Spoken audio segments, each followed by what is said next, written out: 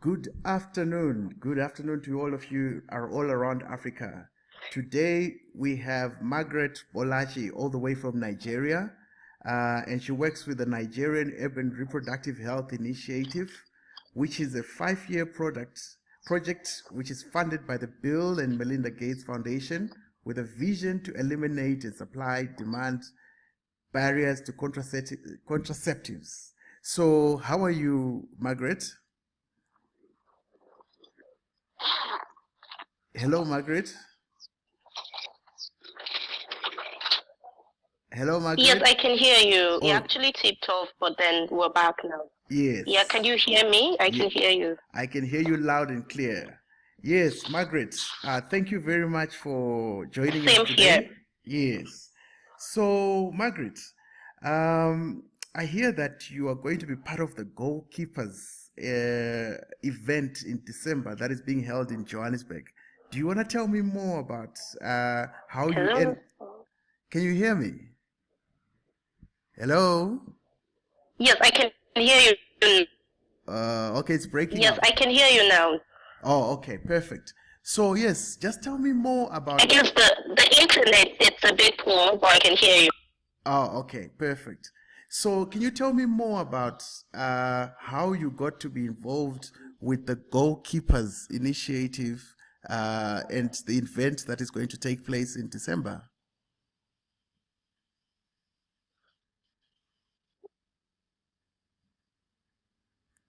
Hello? Wow, I think we lost Margaret there. Okay. Yes. Yes, so I would say maybe I would be involved moving forward. Hello, can you hear me now? Yes, I can hear you loud and clear. Hello? Okay, so Yes. Hello? Hello? Are you still there, Margaret? yes, I can hear you if you can hear me. Yes, I'm still here. I can Yes. hear you. Can you Yes. hear me as well? Perfectly. Yes. Yes, you can continue. Okay, so I was saying that I got an invitation saying, inviting me for the first African goalkeeper event in South Africa. However, I'm aware of the goalkeeper event actually from last year where I was invited, but I couldn't make it to the event.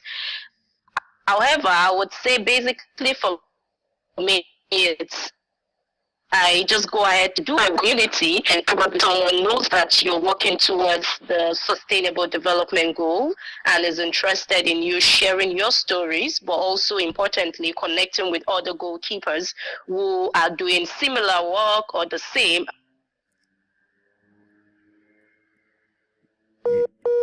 Wow, we seem to have lost Margaret for a bit there.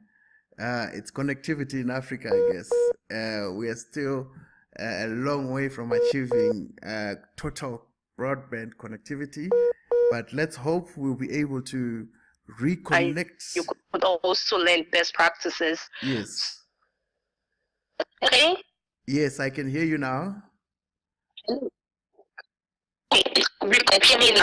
I apologize. I think the network here is a bit poor.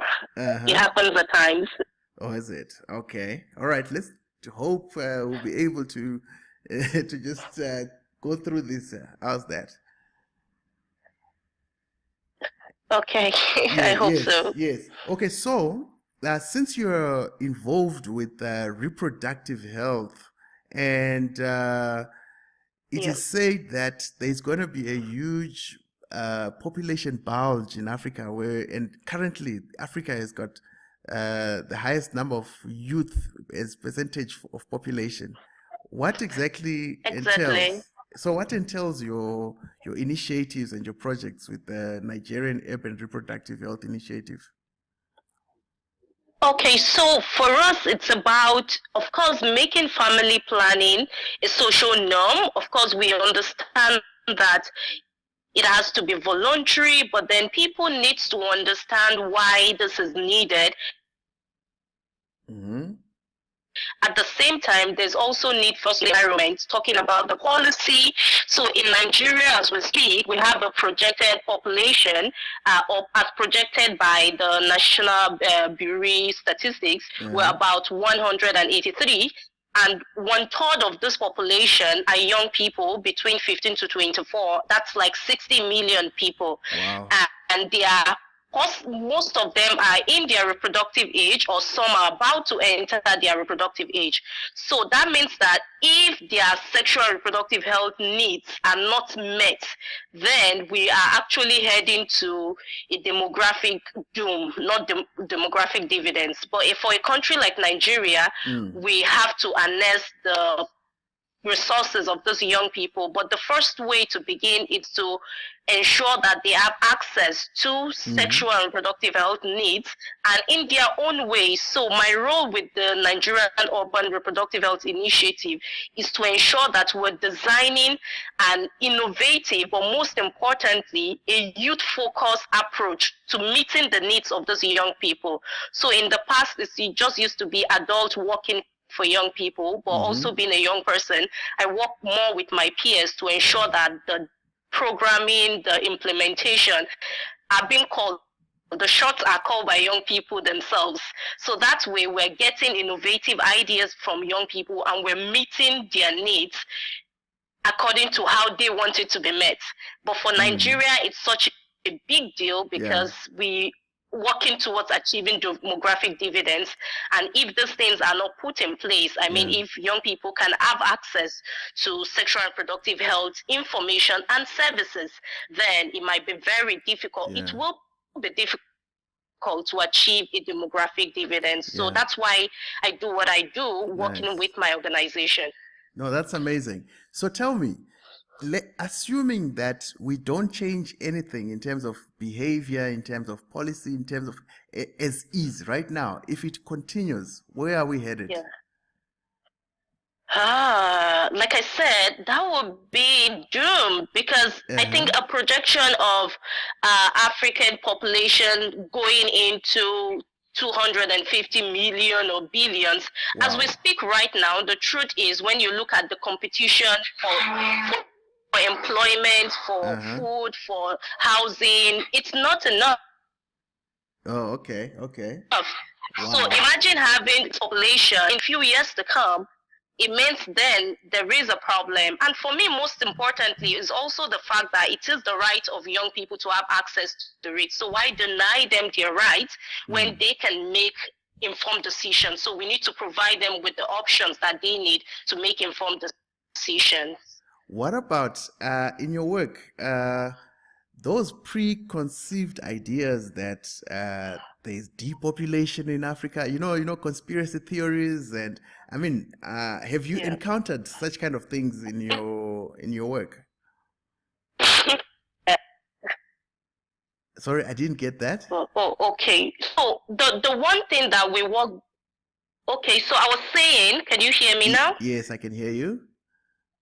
Hello? Yes, I can hear you. Okay, so I was saying that the thing that we work with is data and evidence.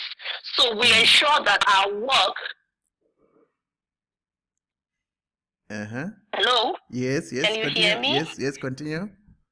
Yes, so our work is driven by data and also by evidence. So we provide this evidence, and we always have tailored made information for different people. So if I'm speaking to a decision maker in finance, I try to make them understand how much money that means when young people have access to contraceptive. If I'm speaking to traditional religious leaders, one thing that goes really well with them is. Hello? Yes. What is good for... Can you hear me? Yes, continue. Yes.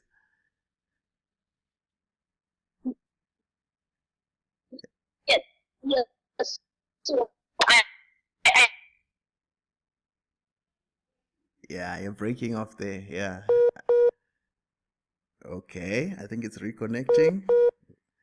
I said that I speak to them about the health benefits. So Yeah, the line is No, is now no completely bad. It's cutting you traditional all the way. leader. Wow. Margaret. Okay, so the connection is dying out on us. I mean, Margaret is talking about the Nigerian Urban Reproductive Health Initiative, about contraceptive. Want young people or even women to die. Can you hear me? Yes, I can hear you now. You're back online. Yes.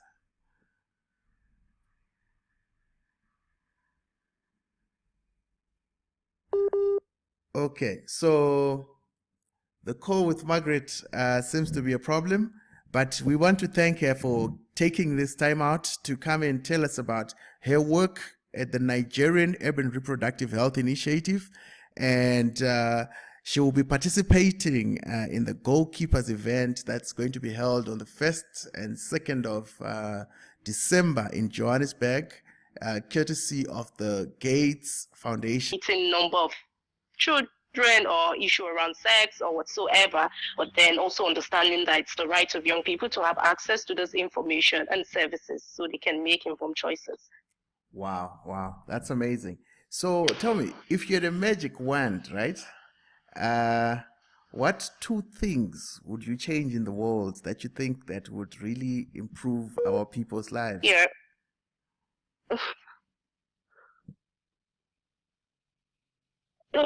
Yes.